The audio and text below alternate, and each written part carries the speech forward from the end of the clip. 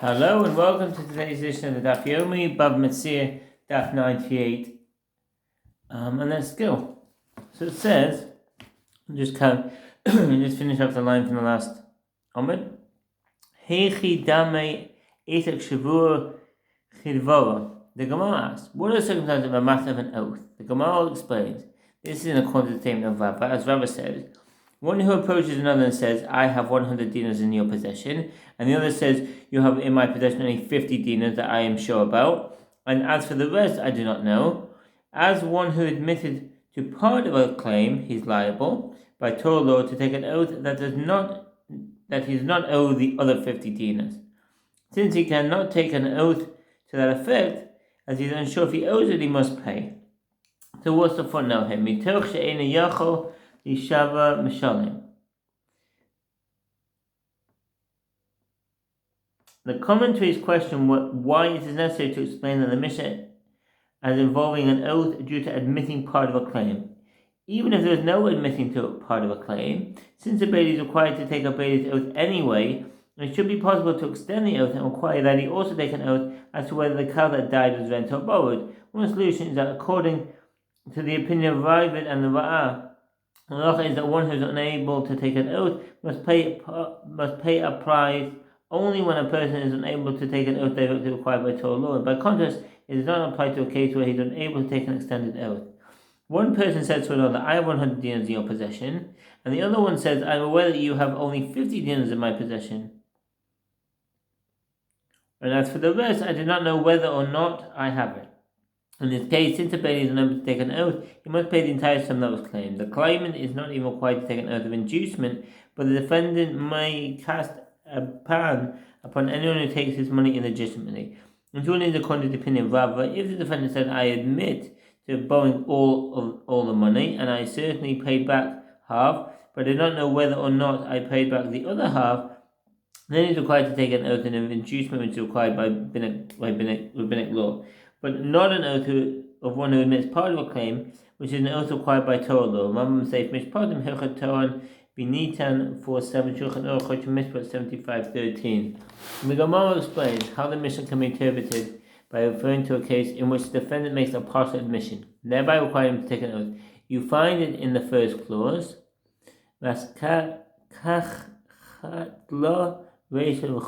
The only commentators note that the ensuing discussion is not part of the original text of the Gemara, but is in addition from Rabbi Yehuda Gaon. Consequently, although the text here presents one possible interpretation of the Mishnah, other interpretations are also possible and valid, says the Ramban and the Rashba. I.e., in the first two cases of the Mishnah, in a situation where he took hold of 2 cows, and in the latter clause, in the third case, in a situation where he took hold of 3 cows. What's the footnote? The obvious difficulty presents itself. The Mishnah clearly states that the case involved 2 cows. How then is it possible to interpret it as referring to 3 cows? The Bible explained that according to this interpretation, the Mishnah is referring only to 2 cows concerning which there is a dispute. It does not mention the cow about which the owner and the bailey agree. The commentators also point out that if the Mishnah were interpreted to be referring to a case where the bailey admitted that the rented cow died due to his negligence, then it could be explained as referring to a case where an oath is required even if there are just 2 cows. They ask why the Mishnah does not entertain this possibility. One answer is that apparently the Gemara understood that the Mishnah is not referring to cases involving negligence. An owner conveyed to another 2 of his cows for 1 day, half of the day to be borrowed and the other half of the day to be rented. Now he claims that both cows died while they were being borrowed. The bailey admits that one of them died while it was being borrowed, but he claims that he does not know during which period the other cow died. Since the bailey is unable to take an oath, he must pay for both cows. In another case, the owner conveyed to another 3 cows, 2 to be borrowed and 1 to be rented, and 2 of them died. The owner claimed that the 2 that were borrowed were the ones that died. The bailey admits that one of the dead cows was borrowed, but claims that he does not know whether the other cow that died has been borrowed or rented. When he is unable to take an oath, he must pay for both cows. That's the Rambam says, Mishpatim Hilchot She'ilu for Kadon 3:4 Shulchan Aruch Choshen Mishpat 45:1-2. The Gemara explains, one can interpret the first clause to be referring to a case where he took hold of 2 cows as follows. The case is that the owner said to the bailiff, I deliver 2 cows to you through borrowing, and the other half of the day through renting. Or alternatively, one through borrowing and one day through renting, and I claim that both died during a period of borrowing. So you are liable to pay for both of them. And the borrower said to him, with regard to one of them, yes, I admit that it died during a period of borrowing. With regard to the other, I do not know whether it died during a period of borrowing or if it died during a period of renting. Because he admits to part of the claim, he is required to take an oath in order to be exempt from the rest of the claim. As he concedes that he does not know what happened, he is unable to take such an oath. The halacha is that since he is unable to take an oath, he must pay for both cows, and one can interpret the latter clause to be referring to a case where he took hold of 3 cows as follows. The case is that the owner said to the bailiff, I gave 3 cows to you, 2 through borrowing and 1 through renting, and I claim that those 2 that were being borrowed were the ones that died. And the borrower said to him, yes, I admit that one of the cows that was borrowed died. With regard to the other one that died, I do not know if it was the cow that was being borrowed that died, or so that the cow is still alive and the one that is being rented, so the cow that is still alive is the one that is being rented, or if the one that was being rented died, and this one that is still alive is the one that is being borrowed. Because he admits to part of the claim, in order to be exempt from the rest of the claim, he is required to take an oath. As you can see that he does not know what happened, he is unable to take such an oath. And the halacha is that since he is not able to take an oath, he must pay for both cows. One explains how the Mishnah can be interpreted even according to the unique opinion of Rami Bahama. And the Mishnah can be interpreted according to the opinion of Rabbi Bahama, who says, in order for any of the 4 types of bailiffs to be required to take an oath, they need to make both a denial of part of the owner's claim and an admission of the other part of his claim. According to his opinion, you find the bailiff is liable to take an oath in the first clause, i.e. in the first 2 cases of the Mishnah, in the situation when he took hold of 3 cows, and in the latter clause, i.e. in the third case, in the situation when he took hold of 4 cows. The Gemara elaborates. One can interpret the first clause to be referring to a case where he took hold of 3 cows as follows.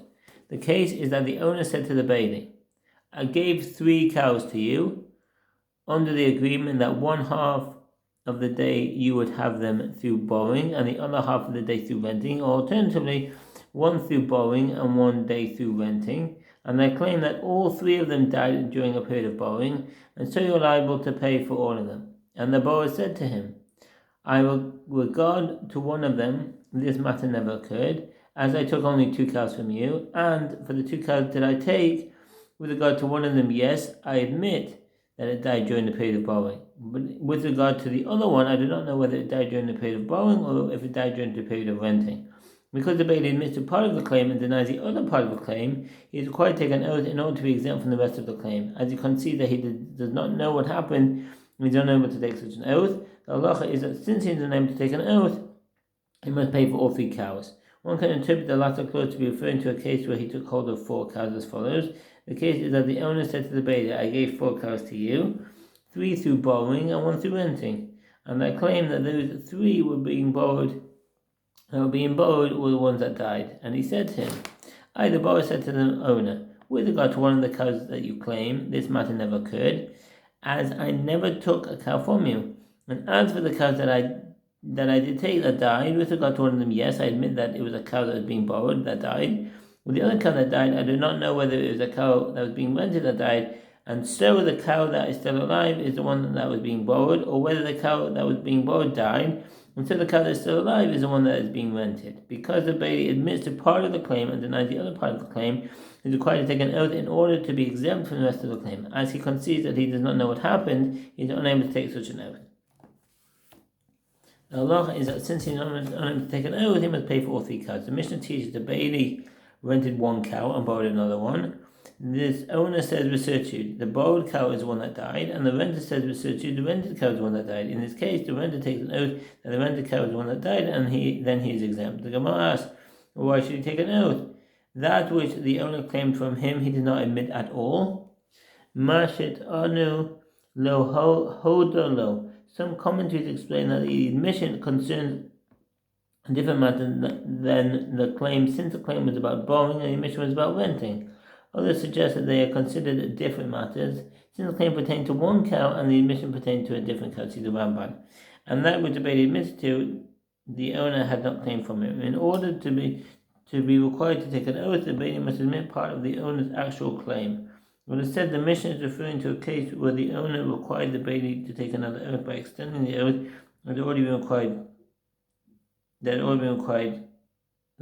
him to take. The Gemara elaborates, for example, this is a case where the owner said to him, take an oath to me in any event that the cow died naturally and not as a result of your negligence.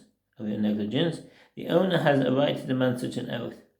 And since the Bailey is made to take an oath that the cow died naturally, that oath can be extended such that he can also be made to take an oath that it was the cow that was rented that died. The Mishnah concludes, if this one says, I do not know what happened, excuse me, and that one says, I do not know what happened, then they divide the disputed amount. The Bailey is liable to pay for only half the value of the cow. The Gemara asks, in accordance with whose opinion it is in accordance with the opinion of Samachos. Hamane Samachos it is unanimously agreed that there is a basic principle that a burden of proof rests upon the claimant. The novelty of Samachos' opinion is that he applies the principle even to a case where one side has presumptive ownership of the disputed item, provided that neither side can prove his claim to the Ritva. Generally, when a Mishnah is told without attribution, this indicates that it has accepted halacha. That is not true in this case, as the halacha is not in accordance with the opinion of Samachos. The Mishnah was told in accordance with his opinion not to indicate that this is accepted halacha, but in order to highlight the differences between the case where both parties claim not to know what happened, and the case where only the Bailey claims not to know. According to the rabbis who disagree with Samachos, there is no practical distinction between these cases, but according to Samachos there is. Therefore, it was more enlightening to teach the Mishnah in accordance with his opinion than Muki Yosef, who says when there is property of uncertain ownership, the parties divide it equally between them. Rabbi Abba Bar Memel raised a dilemma. If one borrowed a cow together with borrowing the services of its owner, and then before returning the cow, he rented the cow from the owner without borrowing the services of its owner, what is the halacha? Rashi explains that the case involved two separate agreements. First, the cow was borrowed, then after the conclusion of the borrowing period, the cow was rented. Because the cow would never return to its owner in between the two periods, there is reason to suggest that the latter period was an extension of the former. The Rif disagrees. He holds that if the arrangement was made in this way, then the two periods cannot be considered related to each other. Rather, this was a situation where the cow was initially lent for a fixed period of time, and then the parties agreed that during the latter part of that period, the cow would be considered rented. It's only in such a case that there is reason to assume that the liability in the rental period is built on the basis of the liability that exists in the borrowing period. If one borrowed a cow together with borrowing the services of its owner, and then he rented it from the owner without borrowing the services of its owner, and the Bailey exempt from liability, since the rental period is considered to be an extension of the borrowing. If one rented a cow together with borrowing the services of its owner, and then borrowed it without borrowing the services of its owner, or if one borrowed a cow together with borrowing the services of its owner, and then rented it without borrowing the services of its owner, and then again borrowed it without borrowing the services of its owner, or if he rented a cow together with borrowing the services of its owner, and then borrowed it without borrowing the services of its owner, and then again rented it without borrowing the services of its owner, in all these cases, it's uncertain whether the exemption of having the owner provide services to Bailey applies. Some say that in the case in which one rented a cow together with borrowing the services of its owner, and then borrowed it without borrowing the services of its owner, the exemption definitely applies to the borrowing period. That's Ramah cited in the Torah Rosh. Some rule that if the cow was initially rented with borrowing the services of the owner, and then rented again without borrowing the services of the owner, and the exemption also applies to the second period, and the second period is certainly considered an extension of the first period. If during the first rental period the cow was rented without borrowing the services of the owner, and during the second period it was rented with the borrowing the services of the owner, and the exemption does not apply to the first period. That's what I'm saying from Mishpat Mehocha She'ilu for Cotton 210, Mishpat 14 to 15. Do we say the borrowing stands by itself and the renting stands by itself? i.e. they are two independent transactions, and so the bailey is liable for any mishap that occurs during the renting period, as the owner's services were not borrowed by him during that time. Or perhaps subsequent renting is related to prior borrowing, and this is an extension of it. It could be said that the renting is related to borrowing because the renter is liable for theft and loss as a borrower. Perhaps liability resulting from renting that immediately follows a period of borrowing is a downgraded form of liability undertaken at the start of the period of borrowing. If so, then in this case, since the bailey bore no liability during the borrowing period, as the cow was borrowed while the owner was providing his services to the borrower, the bailey will not bear liability during the rental period. If you say that in such a case, the subsequent renting is related to a prior borrowing, as an extension of it, then in the reverse case, where one rented a cow together with borrowing the service of its owner, and then before returning the cow he borrowed it from the owner without borrowing the services of its owner, what is halacha? Do we say that the subsequent borrowing is certainly not related to or an extension of the prior renting, as a borrower undertakes a higher level of liability than a renter? Or perhaps, since the subsequent borrowing is partially related to the prior renting, as the borrower is liable for theft and loss just as a renter is considered as though it was entirely related to it and is an extension of it. Consequently, the exemption of using an item together with its owner's services also applied to the subsequent borrowing. If you say in such a case, we do not say that since the subsequent borrowing is partially related to the prior renting, it is that they were entirely related to it and it is an extension of it, then in a case one borrowed a cow together with the borrowing, borrowing the services of its owner, and then before returning the cow he rented it from the owner without borrowing the services of its owner, and then at the end of the renting period he again borrowed it without the owner's services. What is the halacha? Do we say that the second period of borrowing returns to its original place, i.e. is the third period, in which one borrowed the cow, essentially a continuation of the first period, or perhaps the period of renting serves as an interruption in the middle of the two periods of borrowing, such that the third period cannot be seen as a continuation of the first period? Similarly, in another case, one rented a cow together with borrowing the service of his owner, and then before returning the cow, he borrowed it from the owner without borrowing the service of his owner, and then at the beginning of the borrowing period, he again rented it without borrowing the services of the owner. Was halacha? Do we say that the second period of renting returns to its original place, or is the second period essentially a continuation of the first period?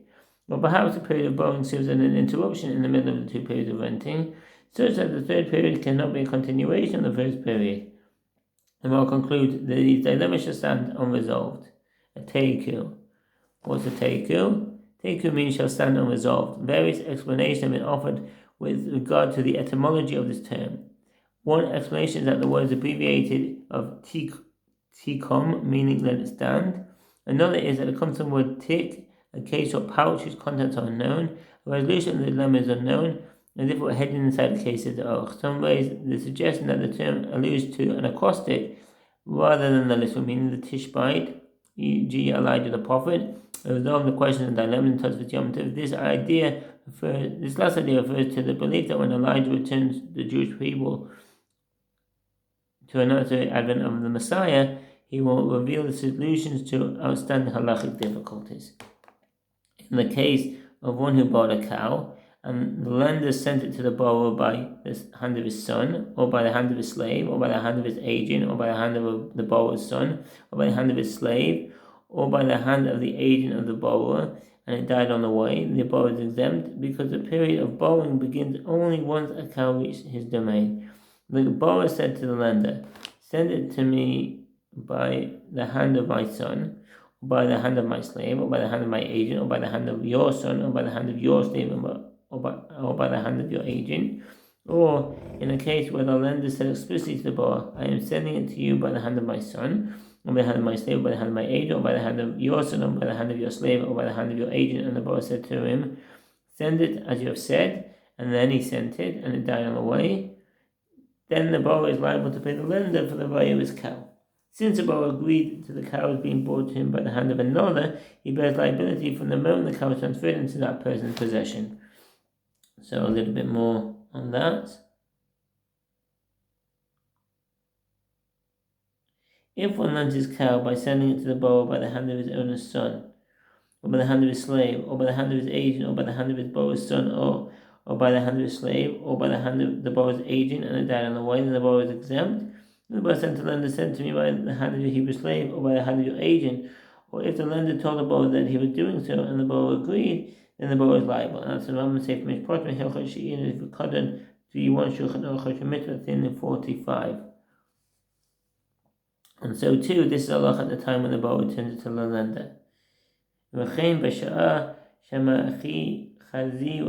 And so too, at the time when he returns it, if a borrower returns an item to its owner, sending it by the hand of another, and the cow dies before reaching the domain of the owner, the borrower is liable. If the borrower sends the item by the hand of another with the lender's agreement, then the borrower is exempt. This applies only when the item was returned during the period of borrowing. Once the period has ended, the borrower bears the more limited liability of a paid bailey. That's why I'm saying Mishpatim in 48. And then the borrower is also absolved of liability only once the cow is transferred to the lender himself or to someone who the lender agreed will bring it to. That's the end of the Omid. Wish you a good day and peace in Israel. Take care. All the best. Bye.